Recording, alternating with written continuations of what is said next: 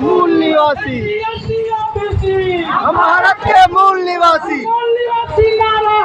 भारत देश हमारा है, भारत देश हमारा है,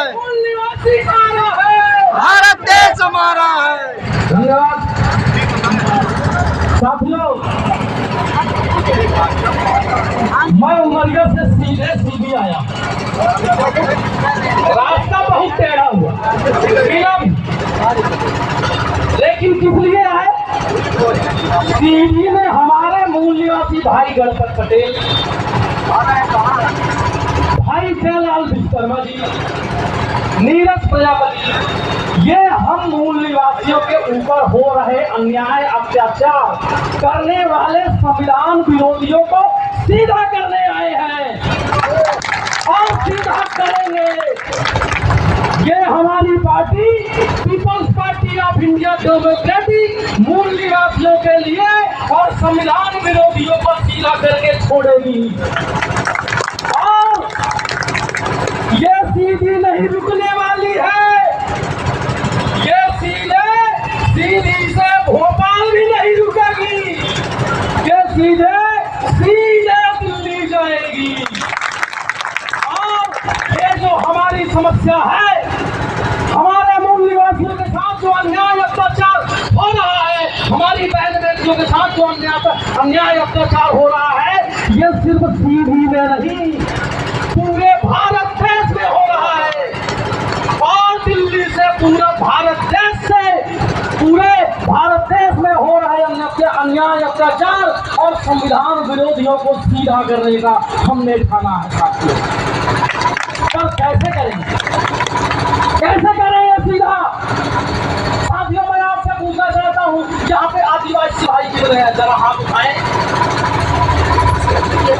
आदिवासी देख लीजिए सब कितने आदिवासी भाई हैं। अब जरा मूल निवासी भाई हाथ उठाएं। कितनी शक्ति हमारे मूल निवासी, सब लोग देखिए आपस में, देखिए अपने आप को, किसमें शक्ति है? मूल निवासी में है ना? तो मूल निवासी क्यों नहीं बनते? मूल निवासी बनिए, जिसमें हमारी शक्ति की पहचान होती है साथियों, जिसमें हमारी शक्ति पहचान होती है। बाबा साहब ने कहा जाति राष्ट्र विरोधी है। बाबा साहब ने कहा जाति पे गर्व करना तुम्हारे विनाश का कारण बनेगा। और हम जात पे घमंड करते हैं, जात में घमंड करेंगे तो ऐसे ही अलग अलग जातियों में रह करके जात का घमंड करके ऐसे ही लाभ खाते रहेंगे। मूल निवासी बनना पड़ेगा। जब जाति थी तो 100% कष्ट था कि नहीं था? हम लोग SC ST OBC बने तो 50% कष्ट कम हुआ है, खत्म नहीं हुआ है साथियों। जब हम लोग मूल निवासी बनेंगे तो कष्ट स्वाहा हो जाएगा, स्वाहा हो जाएगा। बताइए, बनना है आपको मूल निवासी की नहीं बनना है? मूल निवासी नारा है, भारत देश हमारा है, मूल निवासी नारा है, भारत देश हमारा है। SC ST OBC, हम भारत के मूल निवासी, SC ST OBC, हम भारत के मूल निवासी। साथियों, हमारा समाज जातियों में बटा हुआ फुटबॉल की तरह खेला जाता है कि नहीं खेला जाता है? और जाति के संगठन के फूफा मामा मौसिया, यही हमारे समाज के सबसे बड़ा कारण है और वही दुश्मन है। पहचान लीजिए जात के फूफा मामा मौसिया, जात के संगठन को। आप बताइए साहब, यदि आप कुर्मी है, आपको मैं कौन सी बोलूंगा तो कैसा लगेगा? बताइए, आप बताइए ना। जो शब्द हमें अपमानित करता हो वो गाली है कि नहीं है?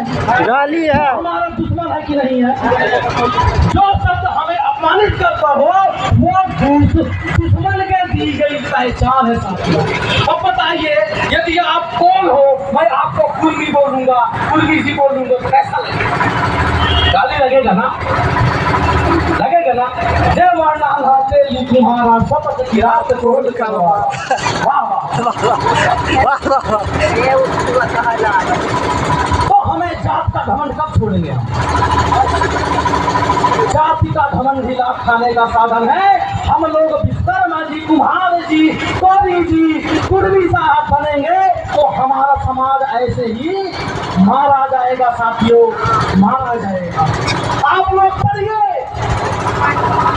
कक्षा 8वीं के इतिहास में हमारा अतीत में लिखा हुआ ज्योतिबा फूले ने संदेश दिया है कि यहाँ के विदेशियों ने हमारे देश में आक्रमण किया और यहाँ के रह रहे मूल निवासियों को निम्न जातियों में बांटा। उनका यहाँ पे सत्ता और जमीन में कोई अधिकार नहीं है। पढ़िए आप, सबके घरों में 8वीं की किताब होगी जो हर स्कूलों में पढ़ाई जाती है। तो जो दुश्मन हमको बांटता है उसको पहचानिए। जाति क्या हमारे पुरखे बनाए? नहीं बनाए ना। अगर हमारे पुरखे बनाए होते तो क्या हमको छोटी बनाते हैं? भगवान ने क्या जाति बनाया? नहीं ना। भगवान ने तो मानव दिया, प्राणी दिया, पुरुष और महिला बनाया। तो किसने बनाया जाति? आप समझ सकते हैं किसने बनाया जाति?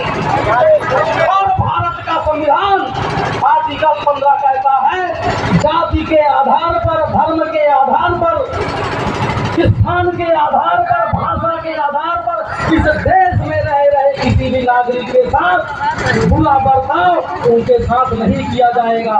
और ये आज तो सीधी की घटना में है वो जाति के कारण उनके साथ अन्याय अत्याचार किया गया है। हमारे घर पर पटेल जी आज कम से कम 30 साल से ऊपर 40 साल तक इस शासन को सेवाएं दिए। शासन को सेवाएं देने के बाद जो खुशी खुशी अपने घर वापस लौट रहे थे तो उनके साथ संविधान विरोधियों ने क्या सलूक किया।